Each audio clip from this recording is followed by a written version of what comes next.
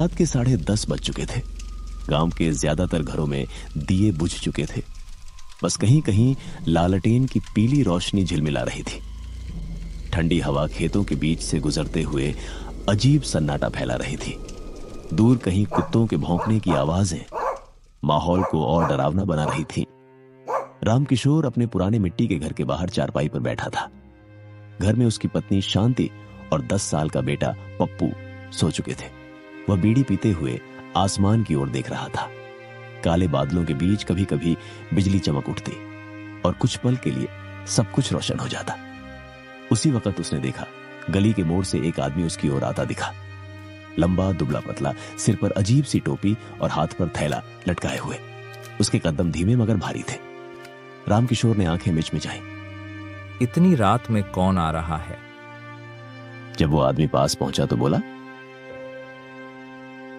भाई साहब, रात हो गई है, कहीं ठहरने की जगह मिल जाएगी क्या? रामकिशोर ने हाथ सेकते हुए कहा, अरे यहाँ तो सब सो चुके हैं। सराय तो गांव से 2 कोस दूर है, पर चाहो तो आज की रात यहीं ठहर जाओ। अजनबी ने हल्की मुस्कान दी। धन्यवाद, बस एक रात की बात है। रामकिशोर ने उसे भीतर बुला लिया। मिट्टी के आंगन में लालटेन टिमटिमा रही थी। शांति जाग गई और बोली, कौन है जी इतनी रात को? कोई मुसाफिर है, रात यहीं रुक जाएगा। शांति ने अनमने ढंग से सिर हिलाया। ठीक है, पर भगवान जाने आजकल कौन कैसा निकल पड़ता है। अजनबी चुपचाप बैठ गया। उसके चेहरे पर एक अजीब शांति थी, लेकिन उसकी आंखें बहुत गहरी और ठंडी लग रही थीं, जैसे उनमें कोई राज छुपा हो। रामकिशोर ने पूछा, कहाँ जा रहे हो भाई? बस कहीं दूर रास्ते चलते जा रहा हूं, कोई मंजिल नहीं।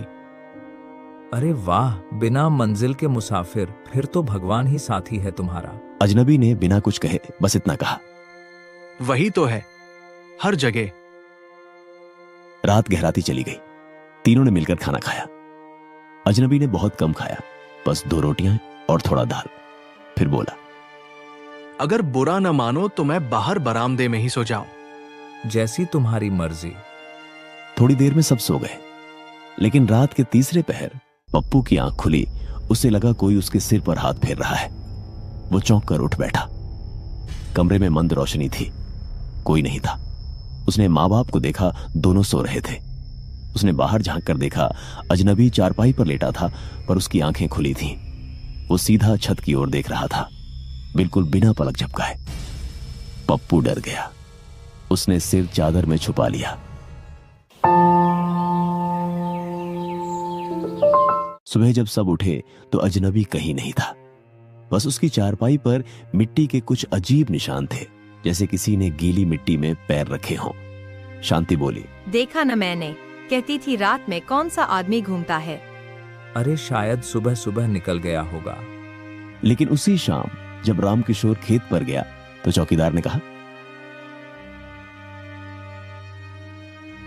कल रात तालाब के पास किसी अजनबी की लाश मिली है। पुलिस आई थी सुबह, कोई पहचान नहीं मिली। कैसी लाश? कहते हैं चेहरा बुरी तरह सड़ चुका था, कपड़े फटे हुए थे, जैसे कई दिन से मरा हो। रामकिशोर के हाथ से खुरपी गिर गई। कई दिन से मरा हुआ, लेकिन कल रात तो वो मेरे घर में जिंदा था। रात को वह बात उसने शांति को बताई। दोनों के चेहरों का रंग उड़ गया। कहीं वो भूत तो नहीं था? रामकिशोर ने कुछ नहीं कहा, बस चुपचाप दीवार की ओर देखने लगा। लेकिन उसी पल दरवाजे पर दस्तक हुई।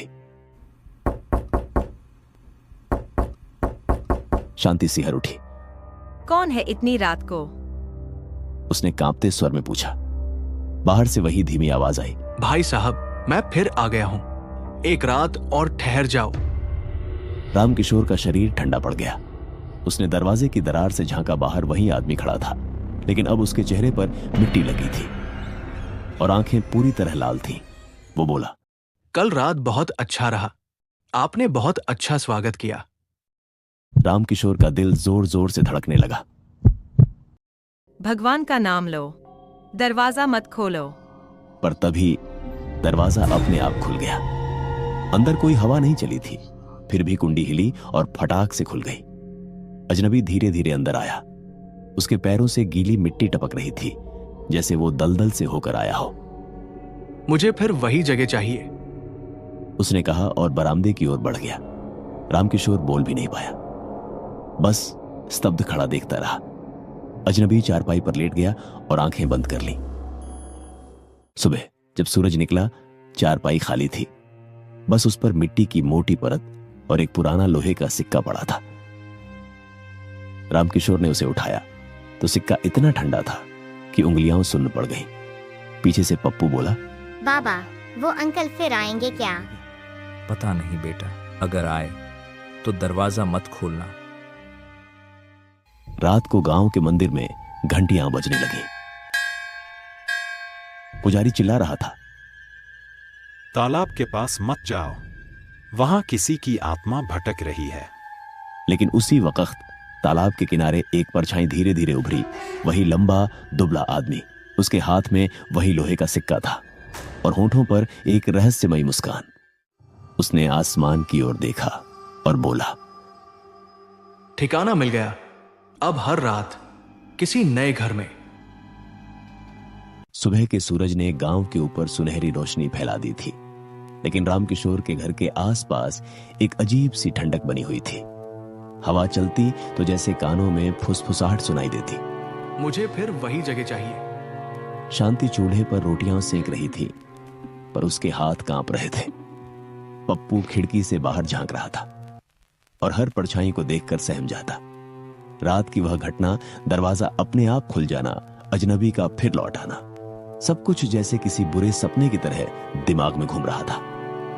रामकिशोर खेत पर जाने की तैयारी कर रहा था, पर उसके पांव बार बार ठिठक जाते। कहीं वो फिर ना आ जाए। अब दिन निकल आया है। रामकिशोर ने खुद को दिलासा दिया, दिन में भूत नहीं आते। लेकिन उसे खुद